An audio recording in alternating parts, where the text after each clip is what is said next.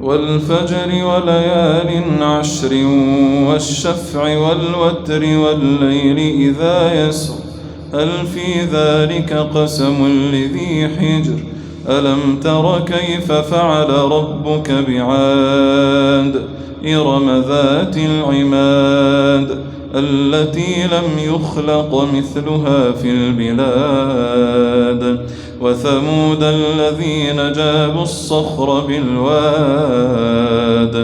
وفرعون ذي الأوتاد الذين طغوا في البلاد فأكثروا فيها الفساد فصب عليهم ربك سوط عذاب إن ربك لبالمرصاد فأما الإنسان إذا ما ابتلاه ربه فأكرمه ونعمه فيقول ربي أكرمن وأما إذا ما ابتلاه فقدر عليه رزقه فيقول ربي أهانن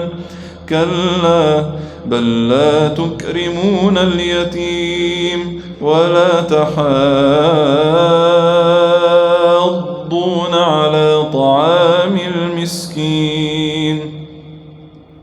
وتأكلون التراث أكلا لما وتحبون المال حبا جما كلا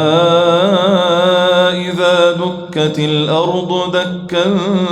دكا وجاء ربك والملك صفا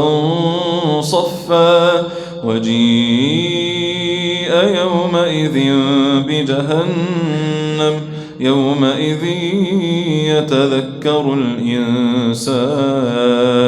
وأنى له الذكرى يقول يا ليتني قدمت لحياتي فيومئذ لا يعذب عذابه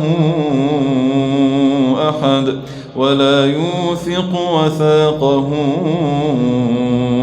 أحد يا أيتها النفس المطمئنة ارجعي إلى ربك راضية مرضية فادخلي في عبادي وادخلي جنتي.